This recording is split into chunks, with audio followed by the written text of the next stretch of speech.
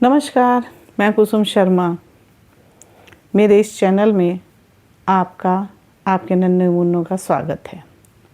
आज मैं आपके नन्हे मुन्नों के लिए नैतिक शिक्षा की एक कहानी लेकर के आई हूँ कि हमें बच्चों की सोच कैसी करनी चाहिए, बच्चों को हमें किस तरह की शिक्षा प्रदान करवानी चाहिए।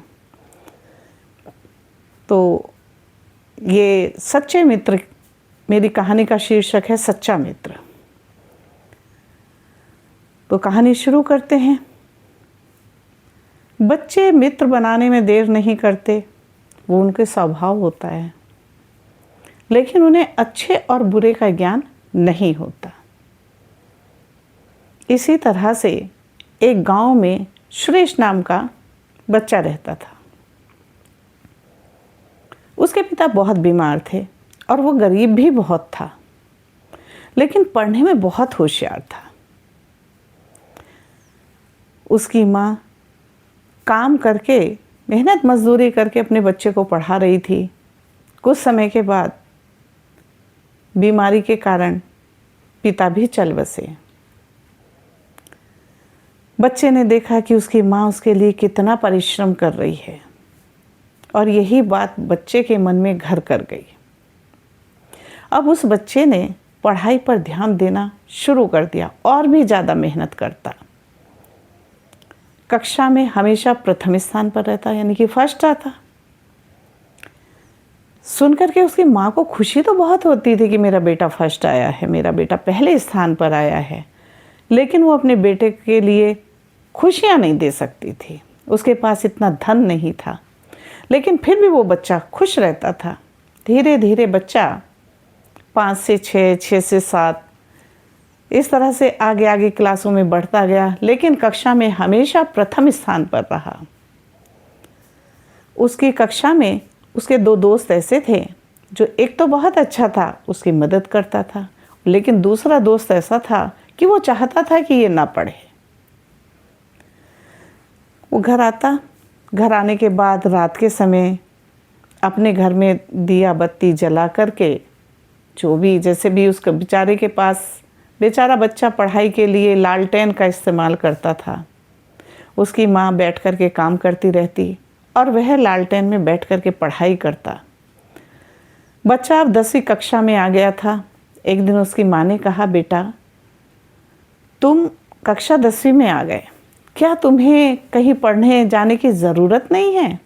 उस बच्चे ने कहा, नहीं माँ, मैं खुद इतनी मेहनत करूँगा और अभी भी अपने गांव में, अपने ज़िले में प्रथम आकर दिखाऊंगा। ये सुनकर के उसकी माँ का हृदय खुशी से गदगद हो गया और उसे बहुत अच्छा लगा कि मेरा बेटा इतना समझदार है। खैर, वो जहाँ काम करती थी, सारे गांव में उसके बेटे की चर्चाएं होती थीं कि भाई उसका बेटा इतना होशियार है, इतना अच्छा है। तो एक दिन गांव के प्रधान जी ने उसकी माँ को बुलाया और कहा कि तुम्हारा बेटा बहुत होशियार है, मैं उसे इनाम देना चाहता हूँ। कहने लगे, प्रधान जी आप क्या इनाम देंगे मेरे बेटे को? कहने लगे, कुछ नहीं, मैं थोड़ा सा उसकी शिक्षा के लिए सहयोग करना चाहता हूँ, उसे पढ़ने के लिए बाहर भेजना चाहता हूँ, शहर भेजना चाहता हूँ। कहने लगी, लेकिन प्रधान जी मेरे पास तो इतना धन नहीं है। कहने लगे, अरे तुम उसकी चिंता मत करो, तुम्हारा बेटा एक दिन सारा कर्ज चुका देगा सबका। कहने लगी, ठीक है। और उस दिन प्रधान जी ने उसकी माँ को 1000 रुपये इनाम में दिए और कहा, अपने बेटे के लिए अच्छी ड्रेस और कुछ किताबें खरीद करके ले जाना, और जो पैसे बचें उसको मेरी तरफ से मिठाई के लिए दे देना। बच्चे को बड़ा आश्चर्य हुआ कि प्रधान जी उस पर इतने दयालु क्यों हो रहे हैं, लेकिन वो जानता था कि मैं पढ़ने में अच्छा हूँ, इसीलिए दिन रात मेहनत भी करता था। वो मिठाई की दुकान पर गया। इतने में ही वहाँ पर एक लड़का और उसी की हम उम्र का बैसाखी के सहारे चलता हुआ उसके पास आया। कहने लगा, भाई क्या तुम मुझे भी थोड़ा सा खाना खिला सकते हो, थोड़ी सी मिठाई मुझे भी दे सकते हो? सुरेश ने कहा, क्यों नहीं। और उसने जो मिठाई ली थी उसका आधा हिस्सा उसने बैसाखी वाले लड़के को दे दिया और आधा खुद ले गया। जाने लगा। एक आदमी ने उसको देखा कि इसके पास अभी भी पैसे बचे हुए हैं, तो उसने उसको झपट करके उसका मिठाई का डब्बा, उसके जेब से पैसे पॉकेट से छीनने की कोशिश करी। इतने में सुरेश चिल्लाने लगा। अब उसका जो दोस्त था जिसको उसने अभी अभी मिठाई खिलाई थी, उसने उसको देख लिया था। उसने अपनी बैसाखी निकाली अपने दूसरे हाथ से और उस बैसाखी को ऐसा निशाना लगा करके मारा कि वो चोर गिर गया और उसके हाथ से मिठाई का डब्बा और सब पैसे हाथ से छूट करके बिखर गए। सुरेश ने दौड़ करके अपने पैसे और मिठाई संभाली, अपने दोस्त को संभाला, उसकी लाकर बैसाखी दी। कहने लगा, दोस्त तुम्हारे पास एक पैर नहीं है, फिर भी तुमने मेरी इतनी बड़ी मदद की। उसने कहा, क्या करूं? तुम्हारे पास दिमागी ताकत है, शक्ति है, तुम होशियार हो पढ़ाई में, और मेरे पास सिर्फ दिमाग की शक्ति है, मैं पढ़ नहीं सकता, मैं ज़्यादा कुछ नहीं कर सकता। कहने लगा, चिंता मत करो, मैं पढ़ने के बाद 12वीं करूँगा 10वीं के बाद, और 12वीं करके मैं डॉक्टर बनने की कोशिश करूँगा। जब मैं MBBS डॉक्टर बन जाऊँगा तब मैं तुम्हारे पैर का इलाज करूँगा और एक दिन तुम्हें पैर प्रदान करूँगा।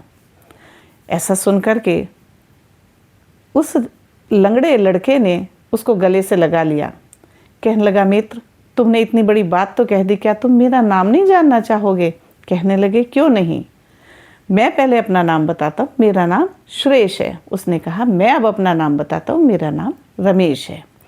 इसी तरह समय व्यतीत होता गया और सुरेश शहर में जाकर पढ़ाई करने लगा।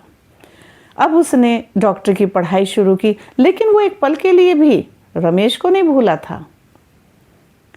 जब वो डॉक्टर बनकर के गांव पहुंचा तो पूरे गांव ने उसका बहुत बहुत स्वागत किया।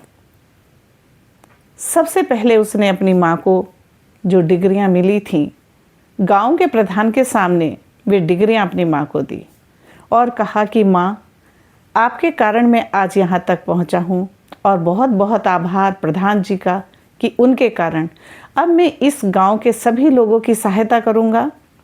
दवाइयाँ सरकारी आएंगी और मैं मुफ्त में इलाज करूँगा। सबसे पहले उसने अपने दोस्त रमेश के पैर का ऑपरेशन किया। जो उसका पैर काम नहीं करता था, पोलियो के कारण शायद खराब हो गया था बचपन में, उस पैर को उसने सक्सेस किया। सुरेश और रमेश अब दोनों मिल करके वहीं पर रहने लगे। सुरेश की माँ को एक बेटा और मिल गया, रमेश।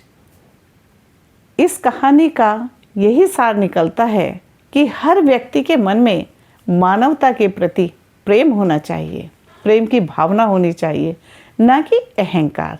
जैसे सुरेश के मन में रमेश के लिए कितनी अच्छी भावना जागृत हुई कि उसने 12वीं कक्षा में भी नहीं पहुंचा था और डॉक्टर बनने का सपना वो देख रहा था। इसलिए हर बच्चे को एक अच्छा सपना देखना चाहिए, अपने माता पिता के सपनों को साकार करना चाहिए। यही माता पिता की पूंजी होती है। बस अब मैं यहीं पर अपनी कहानी को समाप्त करती हूँ। मेरी कहानी आपको कैसी लगी कमेंट करके बताइए। मेरे चैनल को लाइक कीजिए, सब्सक्राइब कीजिए। धन्यवाद।